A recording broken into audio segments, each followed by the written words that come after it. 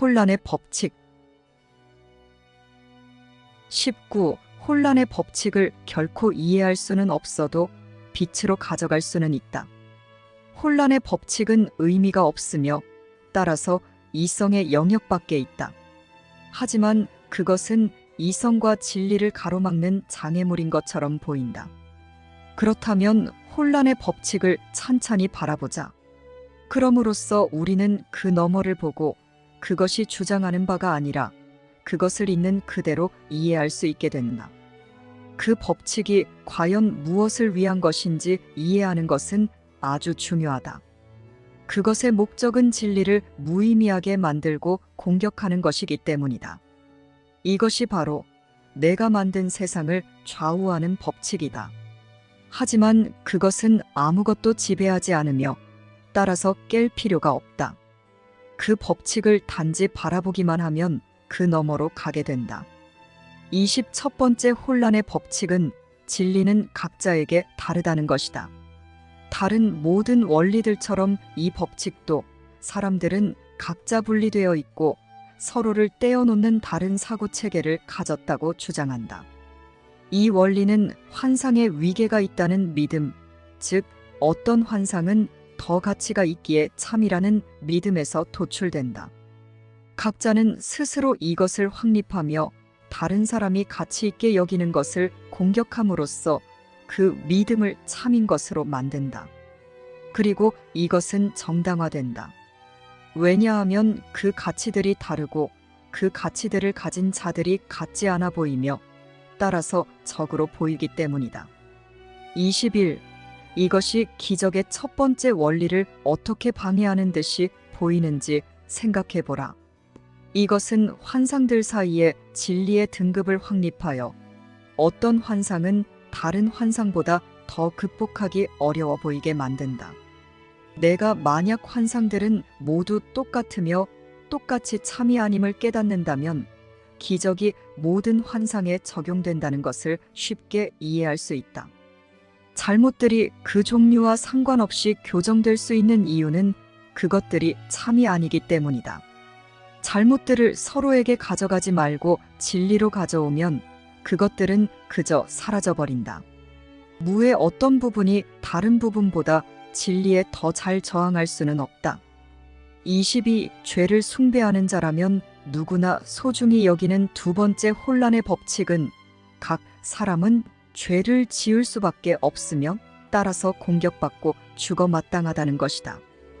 첫 번째 혼란의 법칙과 밀접한 관련이 있는 이 원리는 잘못에는 교정이 아닌 처벌이 가해져야 한다는 요구다. 잘못을 범하는 자를 파괴하면 그는 교정도 용서도 불가능한 자가 된다. 그러므로 그의 행위는 자신에 대한 돌이킬 수 없는 판결로 해석되며 하느님조차 그것을 뒤집을 힘이 없으시다. 죄라는 것은 하느님의 아들이 자신의 파괴로 이끌 수밖에 없는 실수를 할 수 있다는 믿음이기에 되돌릴 수 없는 것이다. 23.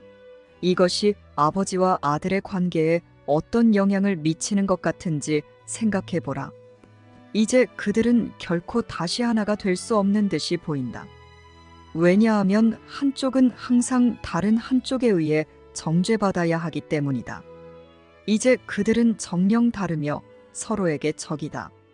이제 아버지와 아들은 적대 관계에 있게 되었다. 그것은 마치 아들의 분리된 측면들이 결합이 아닌 갈등을 위해 만나는 것과 같다. 한쪽이 약해지고 다른 한쪽은 그의 패배 덕분에 강해진다. 이제 그들이 하느님과 서로를 두려워하는 것은 이치에 맞는 것 같고 그러한 두려움은 하느님의 아들이 자기 자신과 자신의 창조주께 행한 것 때문에 실제화된다. 혼란의 법칙을 떠받치는 오만이 이보다 더 뚜렷이 드러날 수는 없을 것이다. 24. 여기에 실제의 창조주가 무엇이며 그가 무엇을 생각하고 믿어야 하는지 또 그것을 믿는다면 그가 어떻게 반응해야 하는지 정의하려는 원리가 하나 있다. 심지어 그가 믿으라고 정해진 것이 과연 진리인지 그에게 물을 필요도 없어 보인다. 이에 대해서는 아들이 그에게 말해줄 수 있으며 그는 단지 아들의 말을 받아들일지 아니면 잘못 생각할지 선택할 수만 있다. 이것은 혼란을 영속화하는 듯한 세 번째의 황당한 믿음으로 곧장 이어진다. 만약 하느님이 잘못 생각하실 수 없다면 하느님은 당신의 아들이 자신의 정체에 대해 가진 믿음을 받아들이시고 그것 때문에 아들을 증오하셔야 하기 때문이다. 25. 이 세 번째 원리에 의해 하느님에 대한 두려움이 어떻게 강화되는지 보라. 이제 비참함 속에서 하느님께 돌아서 도움을 청하는 것이 불가능해진다. 이제 하느님은 그 불행을 야기한 적이 되셨기에 하느님께 간청해봤자 소용없기 때문이다. 그리고 구원은 아들 안에 있을 수 없다. 그의 모든 측면들은 하느님과 전쟁 중에 있으며 그들의 공격은 정당한 근거가 있는 것 같다. 이제 갈등은 불가피해졌고 하느님도 도우실 수 없다. 이제 구원자가 적이 되었기에 구원은 불가능하게 남아있을 것이다. 26. 해방도 탈출도 있을 수 없다. 따라서 속죄는 신화가 되어버리고 용서가 아닌 복수가 하느님의 뜻이다. 이 모든 것이 시작된 곳에서 바라본다면 실제로 도움이 될 수 있는 도움은 찾아볼 수 없다. 파괴만이 그 결과일 수 있다. 게다가 하느님은 당신의 아들을 이기려고 파괴의 편에 서 계신 것 같다. 애고가 너로 하여금 자신이 원하는 것에서 벗어날 탈출구를 찾게 해줄 것이라고 생각하지 말라. 그것은 이 수업의 기능이다. 이 수업은 애고가 소중히 여기는 것을 가치 있게 여기지 않는다. 27. 애고는 자신이 빼앗는 것만 가치 있게 여긴다. 이것은 혼란의 네 번째 법칙으로 이끈다. 만약 내가 다른 법칙들을 받아들인다면 이 법칙도 참이라고 볼 수밖에 없다. 이 그럴듯한 법칙은 너는 내가 빼앗은 것을 갖는다는 믿음이다. 그러니 다른 사람의 손실은 너의 이익이 된다. 따라서 내가 이 법칙을 따른다면 너는 결코 너 자신을 제외한 그 누구로부터도 빼앗을 수 없다는 것을 인식하지 못하게 된다. 하지만 다른 모든 법칙은 이 법칙으로 이어질 수밖에 없다. 적들은 서로에게 기꺼이 주지 않고 가치 있게 여기는 것을 공유하려 하지도 않기 때문이다. 그리고 너의 적들이 너에게 주지 않으려고 하는 그것은 그들이 그것을 너에게 감춘다는 이유만으로도 분명 소유할 가치가 있을 것이다. 28. 광기의 그 모든 장치들이 여기에 드러나 보인다. 당연히 내 것이어야 하는 값진 유산을 감춰서 강력해진 적 주어지지 않은 것을 요구할 수 있는 너의 정당한 입장과 공격 그리고 너 자신을 구하기 위해 적이 어쩔 수 없이 겪어야 할 상실. 죄 있는 자들은 이런 식으로 자신의 결백을 주장한다. 적의 파렴치한 행위가 그들을 이렇게 치사한 공격으로 몰아붙이지 않았다면 그들은 친절하게만 반응했을 것이다. 그러나 이렇게 야만적인 세상에서 친절한 자들은 살아남을 수 없으며 따라서 빼앗거나 빼앗길 수밖에 없다. 29. 그리고 이제 아직 설명되지 않은 모호한 질문 하나가 답해지지 않은 채 남아있다. 이 기만적이고 교활한 적으로부터 정당한 분노로 빼앗아와야 하는 이 귀중한 것, 이 값을 매길 수 없는 진주, 이 감춰진 은밀한 보물은 무엇인가? 그것은 내가 원하지만 결코 찾을 수 없었던 것임에 틀림없다. 이제 너는 그것을 찾을 수 없었던 이유를 이해한다. 이 적이 그것을 내게서 빼앗아 내가 쳐다볼 생각도 하지 않을 곳에 감춰놓았기 때문이다. 그는 그것을 자신의 몸에 감췄으며 이제 그의 몸은 그의 죄의식을 가리는 덮개이자 본래 너에게 속한 것을 감추는 장소가 되어버렸다. 이제 내가 본래 너에게 속한 것을 가지려면 그의 몸이 파괴되고 희생되어야 한다. 그는 배신했기에 죽어야 하며 그래야 내가 살 수 있다. 그리고 너는 단지 정당방어로서 공격한다. 30. 그러나 그가 죽어야만 내가 얻을 수 있는 것, 내가 원하는 그것은 과연 무엇인가? 그것이 무엇을 위한 것인지 알지 못하는 한 너의 살인적인 공격에 정당한 근거가 있다고 확신할 수 있겠는가? 그리고 여기에서 혼란의 마지막 법칙이 구원하러 온다. 그것은 사랑의 대체품이 있다고 주장한다. 그것은 너의 모든 고통을 치료할 마법이며 너의 광기에서 누락된 요소로서 너의 광기를 제정신으로 만들어줄 것이다. 바로 이것이 내가 공격해야 하는 까닭이다. 바로 여기에 너의 복수를 정당화해 주는 것이 있다. 정체를 드러낸 에고의 비밀 선물을 보라. 그것은 내 형제의 몸에서 찢어낸 것으로서 그 선물이 본래 속한 자에 대한 악의와 증오 속에서 그곳에 숨겨진 것이다. 그는 너의 삶에 의미를 줄 비밀 성분을 앗아가려 한다. 서로에 대한 적의에서 탄생한 이 사랑의 대체품은 분명 구원일 것이다. 그것에는 대체품이 없으며 단지 이 하나만 있다. 내가 맺는 모든 관계의 목적은 단지 그 대체품을 강탈해 내 것으로 만드는 것이다. 30일, 너의 소유권은 결코 완전해지지 않았다. 그리고 내 형제는 내가 훔쳐간 것 때문에 너를 끊임없이 공격할 것이다. 하느님도 두 사람에 대한 복수를 끝내지 않을 것이다. 미쳐버린 하느님은 이 사랑의 대체품을 가져야만 하고 따라서 너희를 죽일 것이기 때문이다. 너는 단단한 땅에 두 발을 딛고 의미를 찾을 수 있는 세상을 제정신으로 걸어 다닌다고 믿지만 다음을 고려해보라. 이것이 바로 너의 제정신이 근거하는 듯한 법칙들이다. 이것이 바로 너의 발 아래에 있는 땅을 단단해 보이게 만드는 원리들이다. 그리고 바로 이곳이야말로 내가 의미를 찾는 곳이다. 이것은 내가 너의 구원을 위해 만든 법칙들이다. 그 법칙들은 내가 선호하는 천국의 대체품을 유지해준다. 이것이 바로 그 법칙들의 목적이며 그 법칙들은 바로 이것을 위해 만들어졌다. 그 법칙들이 무엇을 의미하는지 물어봤자 소용이 없다. 그것은 뻔하다. 광기의 수단은 분명 제정신이 아니다. 너도 그 목표가 광기라는 것을 확실히 깨닫고 있는가? 32.